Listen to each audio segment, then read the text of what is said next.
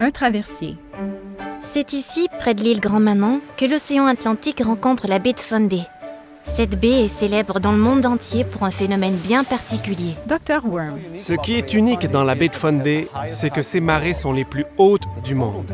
Le volume total d'eau qui se déverse dans la baie pendant un cycle de marée de 12 heures équivaut à toute l'eau qui coule dans toutes les rivières de la planète.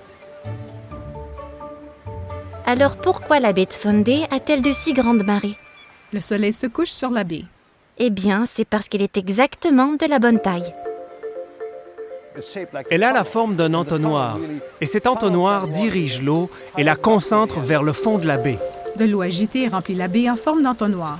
C'est comme l'eau qui ballotte dans une baignoire. Et il se trouve que la baie de Fundy possède la taille et la forme parfaite pour que l'eau ballotte plus haut que n'importe où au monde. 2 baleines nagent dans l'eau bleue. Cet endroit déborde de vie depuis toujours. Ces marées immenses sont comme un mélangeur géant qui mélange toute la colonne d'eau. Elles remontent des eaux du fond, riches en nutriments, vers la surface, au soleil. Donc, ça déclenche une poussée planctonique. Ensuite, le zooplancton vient se nourrir du phytoplancton. Les baleines, les oiseaux de mer, le hareng et d'autres poissons se nourrissent du zooplancton. Des bateaux dans un port. Les humains font aussi partie de ce réseau alimentaire depuis longtemps. Les Pescomodis vivent près de la baie de Fundy depuis des milliers d'années. Un homme fouille entre les roches. Il tient un petit crabe dans la paume de sa main. Quel endroit merveilleux pour vivre. La diversité de toutes ces créatures a créé un système sain. Et par conséquent, mon peuple avait accès à un buffet, une table incroyablement bien garnie. Hiwakagi, chef de la nation Pescomodi.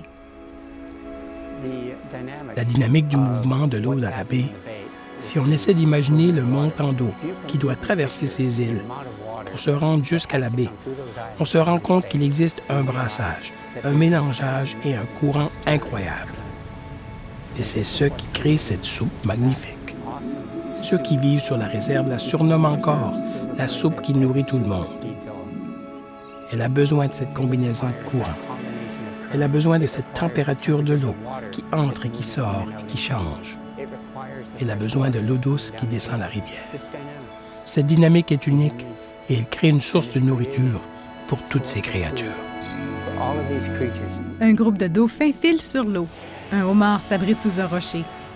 Une baleine saute dans l'eau et fait d'importantes éclaboussures.